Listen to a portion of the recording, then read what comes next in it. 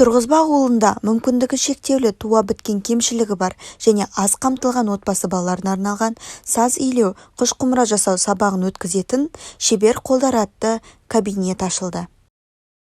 Осындай шебер қолдар деп аталатын құмыра жасау, құш құмыра жасау студиясын ашып жатырмын.